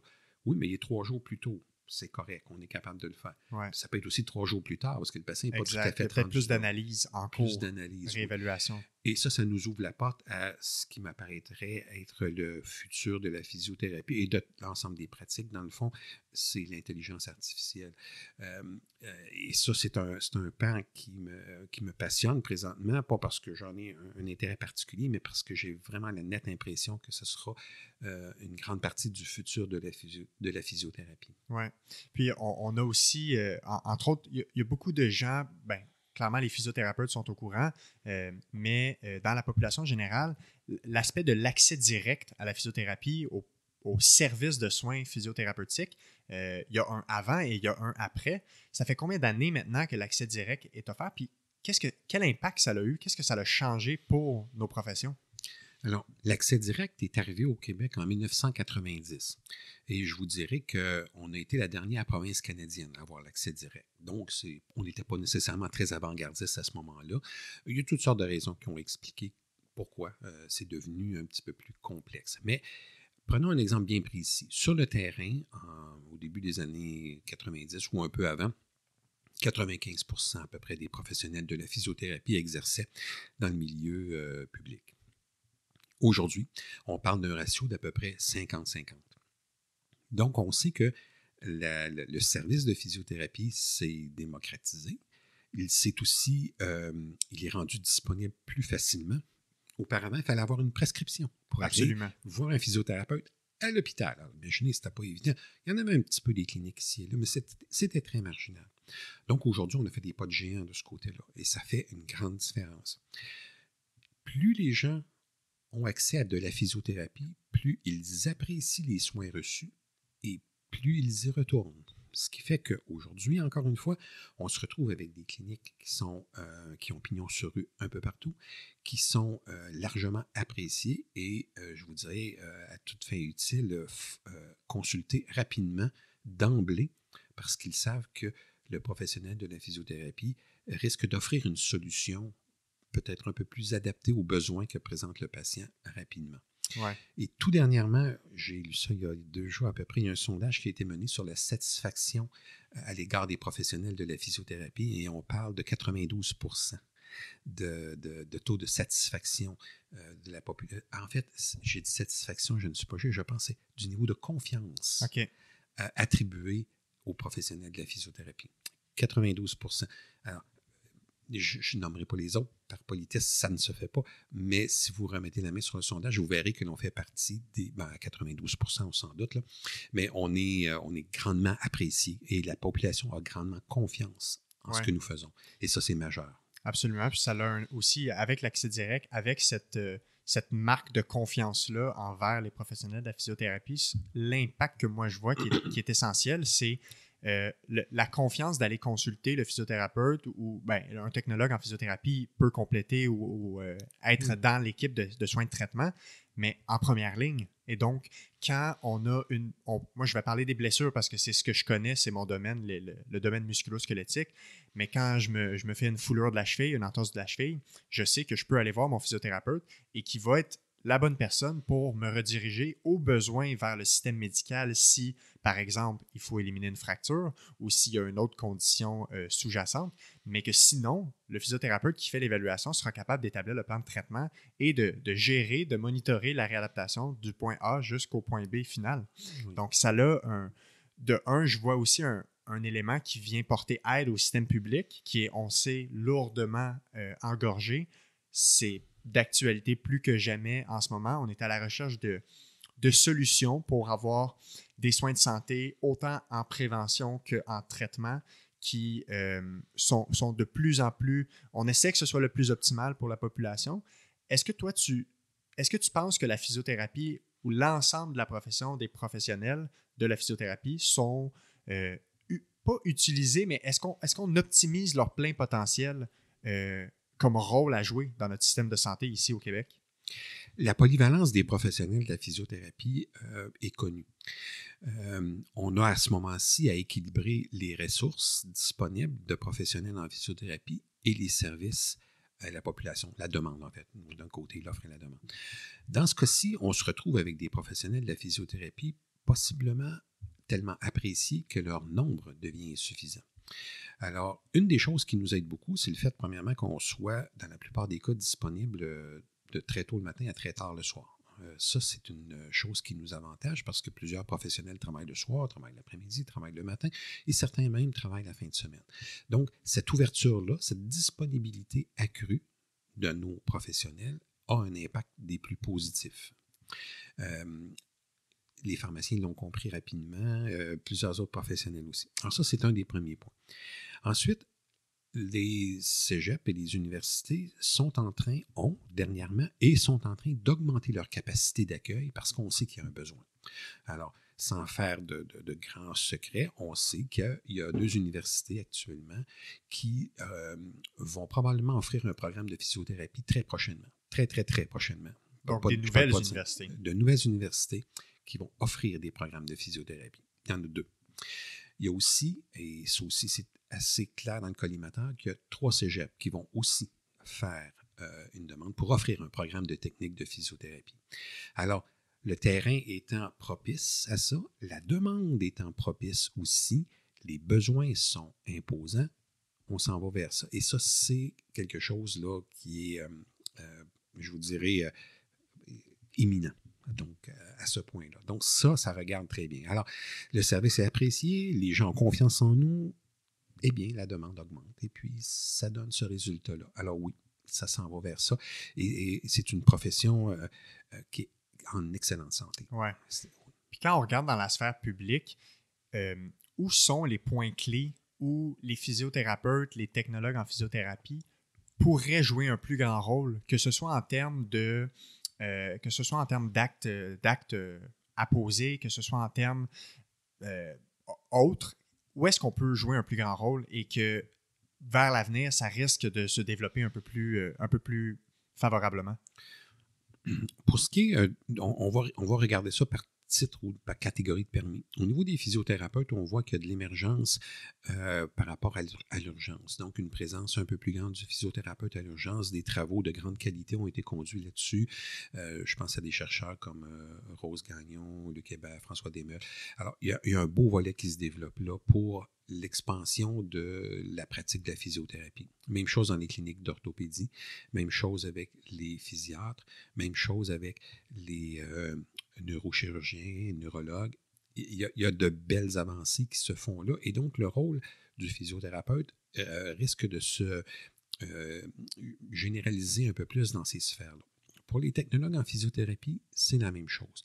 Je crois qu'il est peut-être même plus qu'envisageable d'ajouter une année de formation au collégial pour permettre aux technologues en physiothérapie d'aller chercher des compétences supplémentaires pour être capables d'intervenir de façon plus élargie sur l'ensemble des conditions qui sont vues. Vous savez, le niveau collégial a une limite, c'est-à-dire que c'est des programmes de 3 ans. Exact. Et il y a une année sur ces 3 ans-là qui est une année importante, mais qui est consacrée à l'éducation, qui touche les cours de français, philo, éducation physique, etc. Encore là, tous des cours importants, mais il y a 2 années à proprement parler de professionnalisation. À l'université, nous avions un baccalauréat de 3 ans. On est maintenant rendu à la maîtrise et on parle de 4 années et demie de formation. Donc, ces années de formation supplémentaires-là ont permis aux professionnels physiothérapeutes d'aller chercher des sphères d'exercice un peu plus élaborées. Il y a même un programme de 3e cycle qui est en cours à l'Université de Montréal et qui donne la chance de développer des pratiques avancées. Alors, tout ça fait qu'il y a une belle tendance à la hausse et je crois sincèrement que le niveau collégial pourrait envisager ce genre de formation supplémentaire-là. Vous savez qu'au niveau collégial, on a le droit de faire des programmes de 4 ans. Les gens pensent que collégial 3 ans, c'est fini. C'est pas un cadre rigide, là. Pas du tout. C'est possible de faire en sorte que si le besoin s'en fait sentir, si le ministère est d'accord, bien entendu, parce que c'est quand même eux qui décident, mais si le besoin est présent, on peut le faire. Vous savez qu'en inhalothérapie, ça a été proposé de faire un programme de 4 ans plutôt qu'un programme de 3 ans parce qu'il y a énormément de connaissances à aller chercher et les inhalothérapeutes font un travail remarquable sur le terrain, mais on sait que d'autres formations aussi collégiales pourraient bénéficier d'une année supplémentaire. On est toujours dans l'éducation supérieure, ne l'oublions pas, et on pourrait augmenter le niveau de compétences et de capacité d'intervention de nos technologues en physiothérapie par une formation supplémentaire confinée, encadrée par le niveau collégial, mais de grande qualité. Alors, je pense que ce sera, si j'essaie de me figurer une petite boule de cristal, ce serait vers ces avenues-là que l'on devrait aller pour potentialiser le rôle de nos 2 groupes de professionnels. Et souvent, je pense que le grand public est mélangé à connaître la différence entre ces 2 groupes de professionnels-là au sein de l'ordre ou au sein de la physiothérapie en général. Toi qui es à la base gradué du programme de réadaptation physique comme technicien à l'époque, le titre ayant changé, alors que des gens nouvellement savaient que des thérapeutes en réadaptation physique existaient, qu'on appelait à l'époque les TRP. Tout d'un coup, le terme change, alors que là, on se revire et on appelle ça les technologues en physiothérapie. D'où a germé l'idée, la nécessité et l'objectif d'amener un remodelage de ce titre-là? Alors, lorsque l'on demandait, on a fait un sondage en 2011-2012, et on a sondé la population à savoir, savez-vous ce qu'est un massothérapeute, un physiothérapeute, un ostéopathe, un kinésiologue, et ainsi de suite. Les gens avaient une bonne réponse dans 40 à 80 des cas. OK, c'était pas 100% partout, puis bon. Quand on demandait aux gens, savez-vous ce qu'est un thérapeute en réadaptation physique? Moins de 1% des gens sondés savaient c'était quoi. On parle de la population, là. La population générale, oui, exact. c'est ce qu'on disait. Alors, comment faire en sorte qu'une personne qui suit un programme de technique de réadaptation physique, qui porte un titre de thérapeute en réadaptation physique, et qui travaille dans un hôpital avec ce titre, puisse être reconnue comme un intervenant en physiothérapie? Alors, ce sont des professionnels de qualité qui passaient inaperçus ou on les voyait, ils faisaient des interventions, ils étaient appréciés, mais on n'était pas capable de faire le nom avec ça. Tant et si bien que plusieurs disaient « oh ben, je travaille en physiothérapie ». C'était plus facile pour être compris. Ouais, parce qu'autrement, je suis thérapeute en adaptation physique. Les gens ne le savaient pas. Donc, ce qui était recherché par ce chantier-là que j'ai amené, c'était d'être capable d'être identifié facilement à l'évocation de son titre professionnel. Mais ça n'a pas été tout. On a ajouté aussi la révision du programme de technique de physiothérapie. Donc, vous dites à quelqu'un, j'ai étudié en technique de physiothérapie et je suis maintenant un technologue en physiothérapie, je travaille à l'hôpital. Je pense qu'il n'y a pas personne qui va dire, qu'est-ce qu'il fait lui donc? Non. C'est ça, c'est plus clair. C'est plus clair. Et ça va permettre aux gens qui œuvrent en physiothérapie d'être mieux reconnus et aussi, en bout de ligne, d'être appréciés pour ce qu'ils sont réellement. Oui. Et ça me fait penser qu'on associe souvent beaucoup le nom de la profession à une intervention spécifique. On peut entendre des phrases du genre la physiothérapie ne fonctionne pas pour moi, j'ai essayé la physiothérapie, ça ne fonctionne pas pour telle blessure. Alors que la physiothérapie est une profession et pas une intervention. Quand on est physiothérapeute ou technologue en physiothérapie, on a un coffre à outils avec multiples interventions possibles et en tant que profession, on peut appliquer ces outils-là. Est-ce que c'est un discours que tu as remarqué aussi et que c'est important de faire la nuance des fois de ne pas associer l'intervention spécifique que le patient reçoit à la profession de physiothérapie, puisqu'elles sont deux choses qui sont dissociables? OK. Alors ici, quand la profession, c'est physiothérapeute. Oui. Le champ de pratique, c'est la physiothérapie. Alors, le médecin, c'est le professionnel, donc la profession, et la médecine, c'est le champ de pratique. Alors, quand on arrive à cela et que l'on regarde la prestation des services, quand on se dit, personne ne va dire « je suis allé voir en neurologie puis ça n'a rien donné » ou « je suis allé voir le neurologue puis ça n'a rien donné ». Pourquoi? Parce que ce sont, et là je fais bien attention, ce ne sont pas nécessairement des donneurs de soins. Mm-hmm. D'accord? Vous allez voir le médecin, il va vous examiner, il va vous diagnostiquer, il va peut-être prescrire des tests complémentaires ou une approche médicamenteuse ou autre. Et le patient va quitter. Alors que quand on va voir un physiothérapeute ou un technologue en physiothérapie, on va voir un donneur de soins. Donc, on va recevoir des soins. Et c'est pour ça que la personne est plus enclin à dire « j'ai tenté la physiothérapie ou je suis allé voir un physiothérapeute et je n'ai pas eu des résultats escomptés. » Comme une personne va pouvoir dire « j'ai essayé tel médicament et ça n'a rien donné. » D'accord? Parce que là, il vise le potentiel d'action. Alors qu'on ne pourra pas dire au médecin « ah, je te le vois le médecin et ça n'a rien donné. » Bon, ça peut arriver des fois dans certaines situations, mais il va dire, il m'a dit que j'avais telle affaire, puis il m'a prescrit ça, mais ça n'a pas marché pantoute. Ah, OK, c'est l'affaire qui n'a pas marché. Exact. C'est pas le professionnel. Exact. Donc, on est des donneurs de soins et on doit vivre avec ça. Et c'est la beauté de notre profession parce qu'on est des donneurs de soins. Hein. Les gens, des fois, trouvent ça, le terme un peu. On est beaucoup plus que ça, mais on est aussi ça. Donc, nous, quand un patient se présente à nous, par exemple, puis avec une plaie ou autre chose, on va donner un soin à la plaie. On va traiter la plaie. On va faire des bandages, on va même appliquer certains médicaments sur la plaie et tout ça. même des ultraviolets s'il faut. Alors là, il y a une intervention qui est faite au-delà de dire « Ah ben oui, vous avez une plaie. » Exact, c'est pas juste un constat. Exactement. Et ça me fait penser aussi que le terme soin, quand tu parles de donneur de soins, peut-être que la terminologie du mot soin est pas vue à son plein potentiel. Exactement. Ou l'ensemble de ce que ça peut impliquer. Parce que souvent, ce que je remarque, c'est que, par exemple, on fait une évaluation, bon, encore une fois, dans mon contexte que je connais, une blessure, on fait une évaluation, on établit un plan de traitement, on fait des recommandations. Et des fois, la personne pourrait dire, le physiothérapeute ne m'a pas traité. Mm-hmm. Et pourtant, l'éducation, l'enseignement de la pathologie, établir un plan de match, déterminer à quelle fréquence on va faire les suivis en clinique, le choix des exercices, les recommandations, on va modifier tel sport, on va ajouter telle activité. Ce sont tous des modalités de soins et donc, entre guillemets, de traitement. Mais quand on parle de traitement, ce qu'on a en tête, c'est le contact physique, la thérapie manuelle, qui pourtant n'est qu'un seul outil dans la boîte à outils. Et encore là, la thérapie manuelle, il y en a toutes sortes de formes. Et donc, il faut aussi que dans la population, on s'intéresse à savoir, au-delà de la manipulation physique, l'ensemble des soins, l'ensemble des bénéfices associés à un plan de traitement de physiothérapie, ça va au-delà de la manipulation physique. Oui.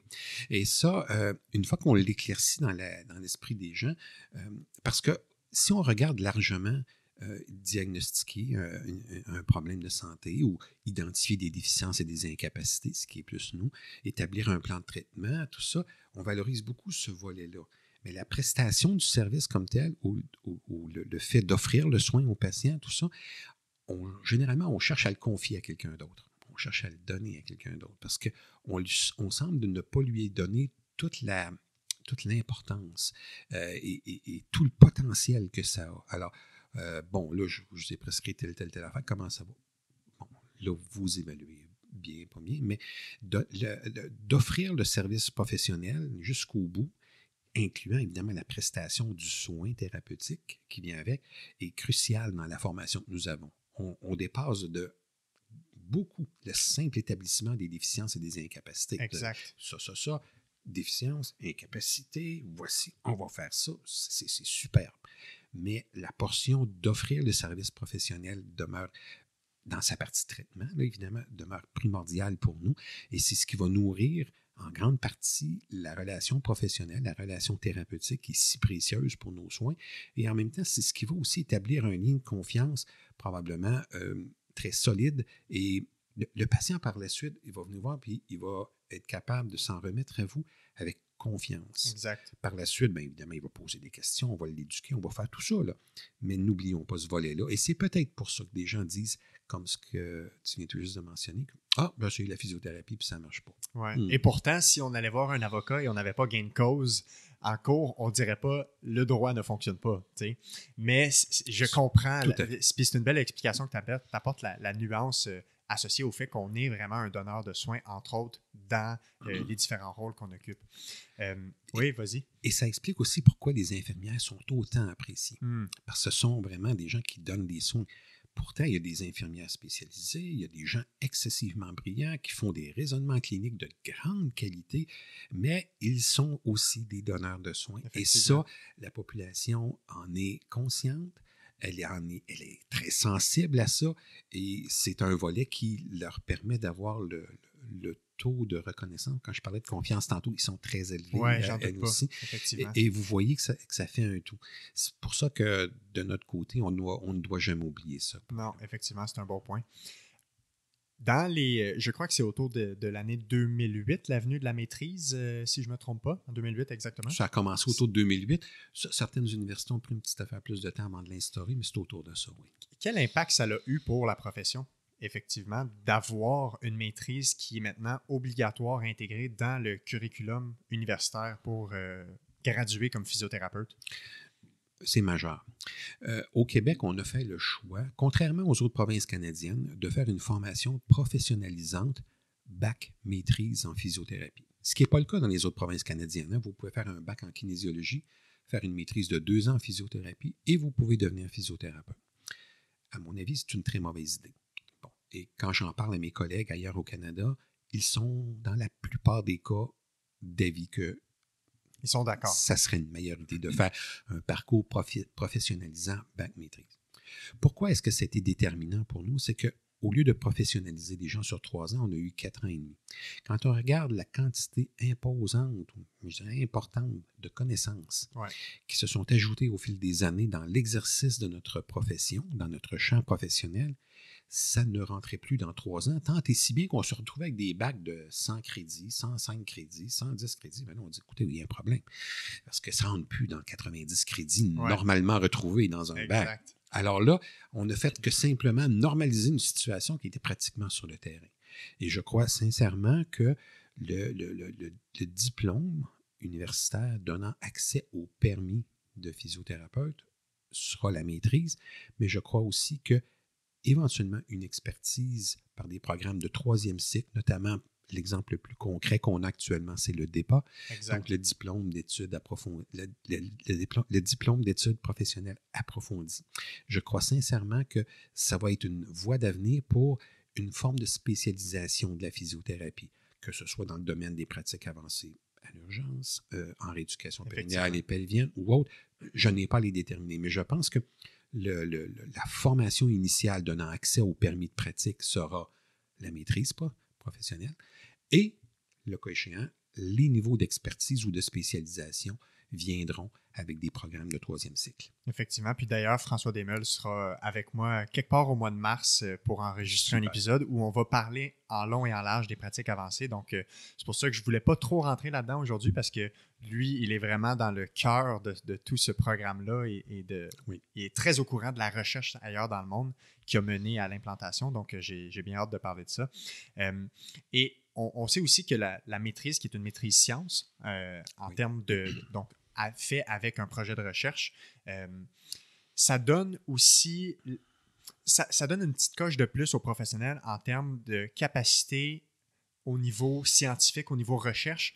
Quand je pense à la formation continue, on pense entre autres à lecture d'articles scientifiques, une capacité à se tenir à jour et à être autonome quant à l'auto-formation qui va au-delà des cours en présentiel ou des webinaires théoriques. Est-ce que tu penses que le fait d'avoir une maîtrise science, l'aspect science de la maîtrise est un aspect important quant à construire des professionnels qui sont complets? Évidemment, plus on a de temps pour bien former les gens, mieux on est en mesure de les accompagner et de développer de leur côté un raisonnement qui va être encore plus avancé. Parce que en 3 ans, on pouvait former des bons physiothérapeutes. La seule chose, c'est qu'en ajoutant 1 année et demie, grosso modo, on est capable de les amener à être des auto-apprenants plus performants. On les amène aussi à développer une capacité d'analyse critique plus avancée. Juste pour comparer, 3 ans dans les années 80-90, si on regarde aujourd'hui, vous faites des programmes avec des gens qui ont à peu près 6, 7, 8 ans de formation, si on compare ça, parce que l'accessibilité, simplement aller chercher un article, vous devez lire un article, partir, aller à la bibliothèque, prendre la revue, si elle est disponible, l'imprimer, la sortir, la lire. Écoutez, aujourd'hui, on est à 2 clics de ça. Ouais, l'accès à l'information. Alors, imaginez comment le travail d'un très bon étudiant des années 80 est facilité aujourd'hui. Ce qui fait que dans le même laps de temps, on a le temps d'en lire 3 ou 4 articles. Là, effectivement.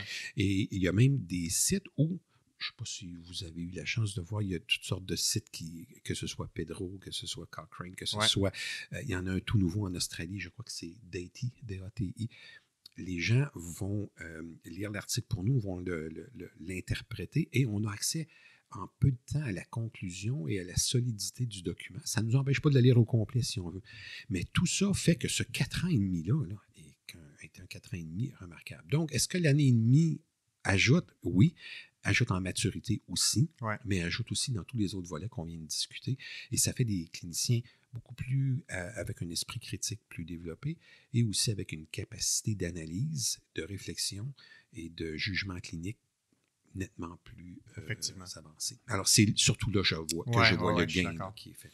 Tu tenais à ce qu'on parle de l'importance des professionnels de s'impliquer au niveau politique, dans les sphères politiques et même administratives, Oui. Le rôle de président de l'Ordre professionnel de la physiothérapie, c'est un rôle qui, en partie, est très politique également. Pourquoi tu penses que c'est important et comment toi, tu as vécu cette importance-là en t'impliquant au niveau politique? Pourquoi c'est un regard que certaines personnes pourraient considérer et une perspective pour l'avenir pour certains qui pourraient passer des fois à avoir une carrière très multiple, passant d'un clinicien à quelqu'un qui s'implique plus au niveau politique? Oui. Ce qui est important de voir dans la grande réalité là, politique, c'est que le fait de dire que l'on fait de la politique, c'est en soi pas un défaut. Malheureusement, dans les dernières années, on dit « Hey, ça, c'est un politicien, hein, tu l'entends, tu parles. » Oui, il y a un côté qui est, à mon avis, tout à fait noble dans la pratique ou la réalisation d'une fonction politique. Et comme n'importe quelle fonction, si on s'en sert bien, ça peut faire avancer la société, ça peut faire en sorte qu'il y ait des développements merveilleux qui se font et qui sont au service de la population. Et puis, si la politique elle est mal utilisée, bien, ce sera le contraire. Alors, la raison pour laquelle il est important en physiothérapie que les professionnels de la physiothérapie s'impliquent dans des postes à saveur politique ou à saveur administrative, c'est qu'en étant présent à ces différentes tables-là, on est capable de faire valoir ce que nous sommes, ce que nous faisons, et de faire réaliser aux gens autour de nous que ah oui, c'est vrai, ça existe, ça, puis c'est drôle, on n'a jamais entendu parler.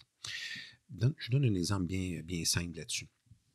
Dans les dernières années, j'ai eu la chance de rencontrer plusieurs personnes et à un moment donné, je parlais avec une très haute responsable du ministère de la Santé et des Services sociaux et je lui disais, la difficulté que vous rencontrez à tel endroit, vous pourriez la combler en embauchant des technologues en physiothérapie. Elle ne savait pas que ça existait. Alors, elle me répond avec beaucoup d'ouverture et de politesse, elle dit je viens d'apprendre que c'est ça. Je suis désolé, puis j'en suis un peu gêné, mais je viens d'apprendre que ça existe. Donc, c'est pas parce que la personne est mal intentionnée au départ. Non. Mais si je n'ai pas cette possibilité-là d'être à cette table de discussion-là pour l'amélioration du système de santé en général et de faire connaître ça, il n'y a pas personne d'autre autour de la table qui aurait dit « Avez-vous déjà pensé à… » Donc, en partant de se faire connaître, et un poste en tout cas pour un ordre professionnel, un poste à saveur politique, c'est pas un poste syndical, c'est pas un poste de revendication, c'est un poste où on fait connaître ce qui peut être fait favorablement pour améliorer le système de santé, et ce qui peut être fait aussi pour s'assurer que les personnes œuvrant dans le milieu potentialisent leurs capacités. Même chose pour l'organisation des soins. Quand on regarde le niveau d'avancement des connaissances dans le domaine de la physiothérapie, on est capable, si on a des gestionnaires qui connaissent bien la physiothérapie, avoir un impact positif sur la prestation de services dans un département donné de manière beaucoup plus complète. Si on est absent de ces deux sphères-là, que ce soit les sphères politiques et des sphères de gestion, eh bien, on tombe un peu dans l'oubli. Pas parce qu'on n'est pas bon, puis pas parce qu'on n'est pas apprécié, mais parce que on ne pense pas à nous. Mm-hmm. Et on est très souvent, et ça, je me souviens de gens qui véhiculaient le message, on est des gens méconnus, mais très, très compétents. Et ça va passer par une implication. Et moi, ce qui me réjouit beaucoup, c'est de voir qu'il y a beaucoup de gens, t'en es un bel exemple, où vous êtes capable de sortir de votre rôle initial de clinicien de terrain et de vous investir dans des initiatives, et encore une fois, c'en est une très belle, pour faire connaître un peu plus ce qui est possible. Alors, moi, ce que je souhaite pour la profession, pour les professions, nous en avons deux, c'est des gens qui s'impliquent dans des postes à la fois politiques et de gestion, dans un sens noble du terme, pour faire progresser donc les connaissances, puis en même temps faire progresser l'expression du potentiel qu'on a comme professionnel de la physiothérapie dans le meilleur bénéfice de la population.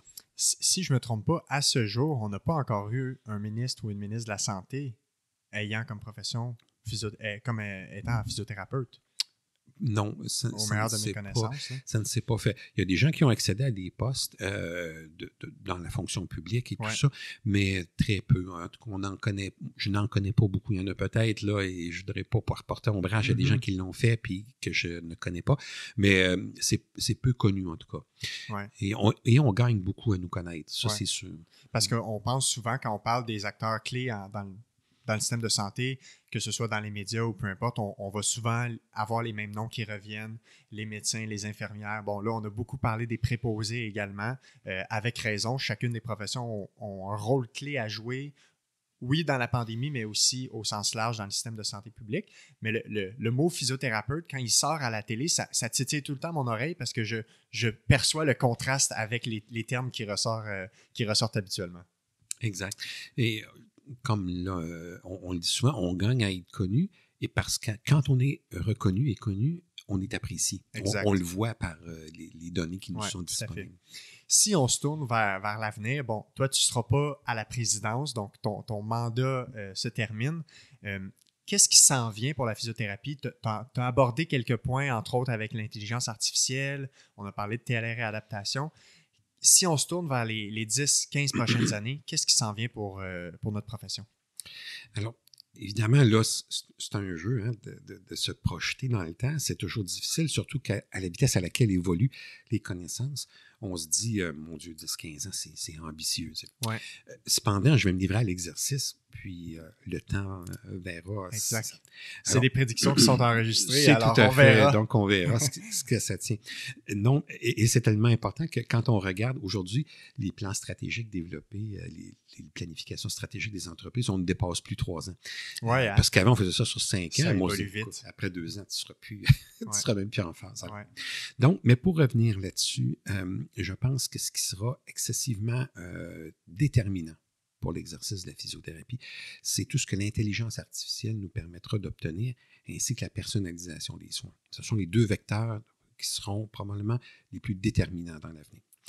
Si on fait un petit retour dans le temps, si on regarde l'évolution de l'humanité, on dit qu'il se recule loin, là, mais à une certaine époque, les gens vivaient en groupe à des endroits donnés. Ils ont commencé à domestiquer des animaux, à domestiquer l'agriculture.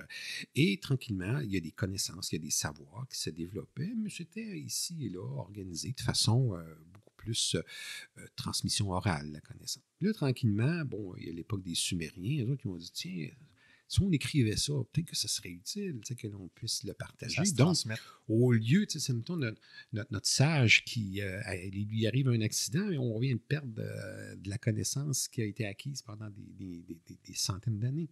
Alors, les Sumériens, on va écrire tout ça tranquillement. Bon, on en arrive à accumuler de plus en plus de données.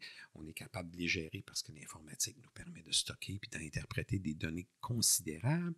Et aussi, on connaît de mieux en mieux qui nous sommes, comment nous réagissons au traitement. Puis, on sait aujourd'hui que certains groupes ethniques vont développer certaines maladies, d'autres groupes non. Certains, selon la position géographique, vont avoir des maladies que d'autres n'auront pas.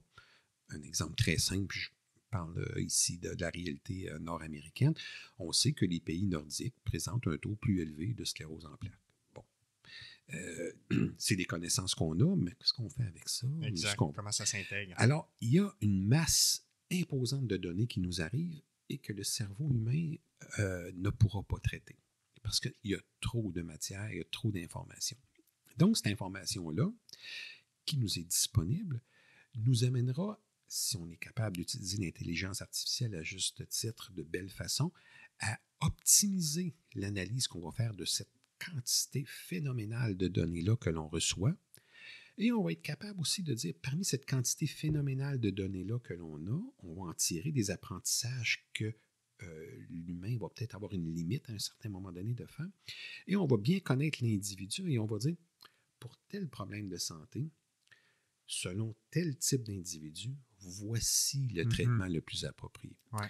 Un bel exemple de ça qu'on a vu récemment, il y a une application qui a été développée à l'Université McGill et qui permet, parce que semble-t-il que dans le domaine de la santé mentale, au niveau des dépressions, lorsque le médecin prescrit un médicament à une personne, son taux de succès en première intention est de 40%. Oui, c'est ça, c'est très faible. C'est très faible. Est-ce qu'on peut l'augmenter à 60? Est-ce qu'on peut l'augmenter à 80? Puis pourquoi pas 100%? Boum, boum. Alors, plus on connaît l'individu, plus on est capable apparemment d'aller chercher. Sauf qu'il arrive à un moment donné où le volume d'informations nécessaire pour faire ce match-là n'est pas possible. Mm-hmm. Alors, il y a une application qui a été développée et qui a permis de passer de 40 à 60% de taux de réussite de première intention. Bon. c'est pas mon domaine d'expertise, la santé mentale. On en connaît évidemment un peu tous, mais l'exemple que je vais ici nommer, c'est l'application. Donc, si cette application-là peut trouver un parallèle en physiothérapie en disant « OK, vous avez eu telle intervention, voici vos conditions associées. Dans votre cas, le programme optimal qui vous permettra d'obtenir le meilleur rendement dans un laps de temps le plus court possible, c'est celui-là. Et on va le faire. Ouais. Mais là, on arrive à une limite où la capacité de cette analyse-là est limitée par, évidemment, le potentiel d'analyse que l'être humain possède. Tout à fait. Alors, et on le voit, moi, je suis fasciné de voir, il y a certains chercheurs qui vont arriver, vont regarder une situation et dire « Non, va dans cette avenue-là, je pense. » Pourtant, j'ai accès aux mêmes informations, aux mêmes données. Qu'est-ce qu'il a? Son expérience, tout ça. Exact. Mais alors, imaginons quelque chose encore plus important en intelligence artificielle qui nous donne ce petit coup de main-là pour aider la personne d'une manière encore plus grande. Ouais, si je pense à ma pratique, qui est la pratique souvent que les gens connaissent de la physiothérapie, c'est-à-dire les blessures, les douleurs en clinique, on sait l'importance d'évaluer les sphères biologiques, psychologiques, sociales d'un individu qui se présente avec une pathologie X ou Y, sachant qu'il y a une interaction profonde entre ces différentes sphères-là. Et donc, on ne peut plus simplement regarder un ligament croisé antérieur déchiré, pour reprendre l'exemple que tu as mentionné en début d'entrevue. On doit regarder Monsieur X avec un ligament antérieur croisé antérieur déchiré qui a tel travail et telle condition et tel événement à la maison. Et moi, ce que je pense, c'est l'exemple qui me vient en tête, c'est la personne qui se présente devant toi, qui a une douleur chronique depuis 5-10 ans, qui vit un conflit au travail, pas satisfait dans ses sphères personnelles, peut-être un trouble de personnalité, peut-être un antécédent de dépression, peut-être des comorbidités comme un diabète plus ou moins bien contrôlé. Et là, le physiothérapeute se retrouve avec ces éléments-là, qui sait qu'ils peuvent avoir des interactions, qui peuvent avoir une influence sur la guérison de la blessure ou si on ne parle même pas de blessure, juste d'amener la personne plus fonctionnelle, d'avoir une meilleure qualité de vie. Comment le physiothérapeute fait pour déterminer la priorité des interventions, la pertinence des interventions?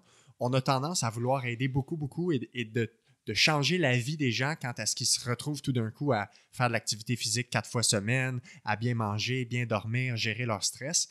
Et je pense que si on a accès à ces informations-là avec des logiciels qui nous permettent de traiter les données, puis pas juste de traiter les données aléatoirement, on a des recherches qui s'intéressent à faire l'interaction entre ces différents éléments-là.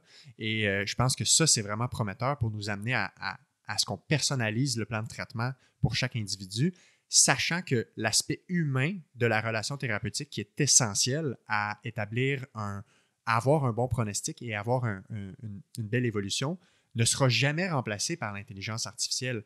Mais la personne qui offre la prestation de service pourra avoir accès à possiblement une meilleure, une information plus juste qui révèle mieux la situation finalement. Et en optimisant la prestation de service, on va encourager, probablement même qu'on va faciliter l'adhésion au plan de traitement. Exactement. Parce que ça, c'est souvent le volet, on se dit « Ah, mon Dieu, OK, bon, on a essayé ça cette semaine, ça n'a pas été l'idéal. La semaine prochaine, on va plutôt faire telle chose. » La personne, ouais, je viens de perdre une semaine, moi, là, tu sais. C'est ça. Dans son esprit, bien entendu, même si ce n'est pas la réalité, la personne n'a pas réellement perdu une semaine. Ça nous a permis de mieux nous aiguillonner vers ce qui va marcher.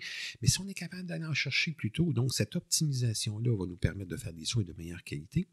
Et c'est aussi pour ça que l'Ordre a investi quand même plusieurs ressources pour développer le concept de pronostic en physiothérapie. Ouais. Parce que si on est capable de dire voici le profil que l'on a, voici le portrait que l'on a. Comment peut-on s'attendre à voir évoluer cette condition-là selon le profil du candidat? Donc, à la fois l'intelligence artificielle et la personnalisation des soins va nous amener vers, et c'est ce que je crois là, dans les années à venir, à une pratique encore plus performante. Oui, c'est ce que je crois. Fait que en tout cas, c'est très excitant de penser à ça et de voir toutes les possibilités qui risquent d'améliorer notre pratique clinique pour la suite. Avant de conclure, il y a 2 derniers éléments que je voudrais aborder avec toi. Si tu regardes un peu l'ensemble de ton mandat, je ne sais pas si tu as déjà fait un peu un bilan ou si des fois tu t'amuses à porter regard sur ce que tu as accompli, est-ce qu'il y a 2-3 éléments qui ressortent du lot en termes de fierté dans les accomplissements ou dans les projets que tu as pu mener à terme dans ce rôle-là? Il y en a certains. Je vais en nommer 3 parce qu'on me demande d'en nommer 3.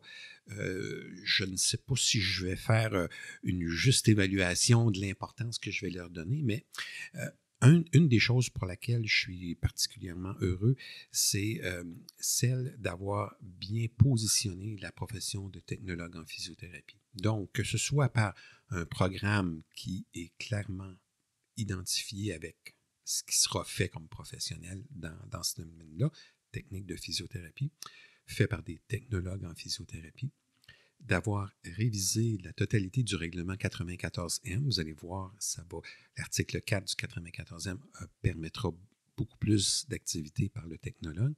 Et enfin, d'avoir révisé le programme de technique de physiothérapie qui n'avait pas été révisé de façon intégrale depuis 1997. Alors, ça c'est un bloc qui me tenait grandement à cœur et qui fait en sorte que je pense que l'expression du professionnel technologue en physiothérapie va être optimisée. Le deuxième volet qui m'apparaît aussi très important, c'est le développement de certaines pratiques inhabituelles ou moins connues de la part des physiothérapeutes. Alors, si on regarde la complicité qui a été développée avec les intervenants du système professionnel, notamment le Collège des médecins, nous a permis de pouvoir prescrire des radiographies, de pouvoir administrer et ajuster l'oxygène. Vous saviez qu'on ne pouvait pas, avant l'entendre, on n'avait pas cet élément-là. Donc, la prescription de radiographie, on l'a mentionné. On a aussi établi que le physiothérapeute pouvait donner son autorisation pour la reprise des activités de contact chez des gens ayant subi un TCCL-ICC, donc traumatisme crânio-cérébral léger, commotion cérébrale. Alors, ce sont 3 exemples. Il y en aura plusieurs qui ont été faits, que ce soit au niveau de la rééducation périnéale et pelvienne, par exemple, où on a fait des choses. Bref, on s'est doté de mécanismes qui nous permettent d'être beaucoup plus présents et nécessaires sur le terrain. Et ce sont des choses qui ont été faites pendant le mandat que j'ai exercé, mais qui a été fait en complicité avec beaucoup d'intervenants. Exact. Il ne faudrait certainement pas penser ici que j'en suis l'unique responsable. Ce n'est vraiment pas le cas. Et il y a une liste comme ça qui pourrait être faite dans ce volet-là. Donc, un meilleur positionnement pour les technologues en physiothérapie, le développement de pratiques avancées dans certains secteurs pour les physiothérapeutes. Et le troisième volet, c'est une présence plus grande sur l'échiquier politique de la physiothérapie. Alors, dans le mandat que j'ai exercé, j'avais comme préoccupation d'être présent au plus grand nombre de tribunes possibles pour discuter des enjeux qui touchent l'exercice de la réadaptation, la physiothérapie en particulier. Et plusieurs complicités se sont établies avec d'autres ordres professionnels qui ont fait qu'on a pu faire ces choses-là, mais qui fait aussi qu'aujourd'hui, on est des intervenants consultés rapidement. Vous savez, quand est venu le temps pour l'écouvillonnage, il y a 2 ans, on en a parlé tantôt, on était le premier ordre d'appeler pour dire, pourriez-vous faire des écouvillonnages, en fait des prélèvements pour des tests de COVID. Parce qu'on a l'activité réservée d'introduire un instrument dans le nasopharynx et l'oropharynx, mais pour des modalités de traitement. Donc, on était le premier groupe de professionnels interpellés pour ça. Même chose pour la vaccination. On était parmi les premiers. Donc, on est maintenant consulté très rapidement. Auparavant, c'était un petit peu plus long. On nous considérait, on nous aimait beaucoup, on savait qu'on faisait du beau travail, mais maintenant, on est rendu un groupe rapidement incontournable et consulté pour plusieurs enjeux qui débordent de la sphère strictement réadaptation, physiothérapie. Donc, je n'irai pas dire ici qu'on passe demain le Collège des médecins ou l'Ordre des infirmiers et infirmières du Québec. Vous savez, c'est 80 000 membres des infirmiers et infirmières du Québec. Le Collège des médecins, on sait comment c'est imposant aussi. On parle de 35 000 membres. Et puis, mais je vous dirais qu'on est rapidement sur la ligne de front quand arrivent des enjeux comme ça. Et ça, c'est important parce que ça nous permet de participer à la vie active du développement des soins de santé au Québec, mais aussi de faire des représentations quand c'est requis. Alors, je les résume en 3. Et là, au fur et à mesure que je parle, je me dis, oh, il y a ça, il y a ça, il y a ça. Et là, c'est sûr qu'il y a beaucoup d'éléments qui sont passés. Qui pourraient, oui, être nommés. Mais bref, tout ça fait que l'on a... Vous savez, dans le deuxième volet, quand je parlais des pratiques avancées, mais il y a le DEPA, il y a des développements aussi. Quand on regarde certaines applications comme l'écouvillonnage des plaies, vous savez qu'on va bientôt être autorisé à faire des prélèvements pour des analyses de culture pour des plaies chez nos patients. Et là, je vois débouler des possibilités qui sont là et qui sont maintenant possibles. Alors, tout ça fait que c'est 3 grands volets qui me laissent avec une grande satisfaction. Puis, je la mentionne tout le temps parce que les gens pensent souvent, ah ben là, il est administrateur, là, il est président. Fait que là, vous savez, je ne disparais pas au mois de juin. Là, je vais encore c'était mon prochain point. Qu'est-ce qui s'en vient après? En fait, la physiothérapie m'a toujours passionné et je ne suis pas mûr pour la retraite encore. Donc, ce faisant, je vais regarder évidemment ce qui va se faire, mais je vais évidemment assurer de la façon la plus complète possible la meilleure transition à la personne qui me remplacera à la présidence de l'Ordre. Je vais aussi demeurer disponible pour l'organisation pour m'assurer que tout ce qui a été fait se poursuive de bonne façon en étant une personne ressource disponible et prêt à aider à assurer cette continuité-là qui nous sert très bien. Ouais. Et puis, par la suite, on verra comment j'occuperai mon quotidien, mais la transition m'apparaît essentielle pour qu'elle soit la plus douce, la plus harmonieuse, la plus performante possible, parce que tant la population que nos membres méritent ça. Donc, c'est pas un retrait complet des activités en lien avec le domaine pour l'instant qui est prévu. Là. Non, pas du tout. C'est juste que, normalement, et je le confesse aisément, que si le code des professions n'avait pas été changé et que j'étais encore admissible, j'aurais fait un autre mandat sans aucune hésitation. Okay. Malheureusement, le code des professions a été changé pendant mon mandat et on a réduit le nombre de mandats. On a limité plutôt le nombre de mandats parce qu'avant, il n'y avait pas de limite. On pouvait faire autant de mandats qu'on voulait. Ouais. Là, malheureusement, le contexte légal ne me permet pas de continuer. Donc, on doit respecter la loi, bien entendu. Alors, donc, je me retire, mais j'aurais aisément été motivé à continuer de faire un autre. Donc, la passion et la motivation sont encore présentes. Complète, tout à fait. Écoute, merci énormément pour ta générosité dans la réponse aux questions aujourd'hui, ton temps de t'être déplacé. Comme je le répète souvent, mes invités sont des gens très occupés, ils ont un emploi du temps bien garni. C'est toujours un honneur, je me sens extrêmement choyé quand les gens prennent du temps pour venir parler sur cette tribune-là. Je pense que aussi les professionnels de la physio vont être contents de voir ton visage au podcast à l'image de Parle-moi de santé. Donc, merci beaucoup. Si les gens veulent avoir accès à plus d'informations quand on parle de l'ordre, quand on parle des différents mandats, tu as parlé des médias sociaux sur lesquels vous êtes présents, où est-ce qu'on peut retrouver cette information-là là, si on veut donner des liens ressources pour les gens? Le site web de l'Ordre, c'est la base. Les pages Facebook, tant de la population que de celle du président. Il y a toujours l'avenue de Twitter et de LinkedIn. Ouais. Alors donc, ce sont deux autres avenues tout à fait profitables. Donc, on est excessivement disponible. On répond à toutes les questions qui nous sont acheminées. Et le site web nous permet de stocker une information qui est plus pérenne un peu ou qui dure plus longtemps dans le temps.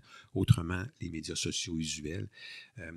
On aimerait peut-être s'aventurer vers TikTok, vers Instagram, mais ça devient une question de ressources. Vous savez que j'ai commencé à regarder ce qui se faisait en physiothérapie sur TikTok. Il y a des choses vraiment intéressantes. Il y a des beaux petits bijoux, effectivement. Alors, mais là, il y a une limite des fois avec les moyens que nous avons. Alors, mais pour le moment, concentrons-nous sur ces éléments-là. Super.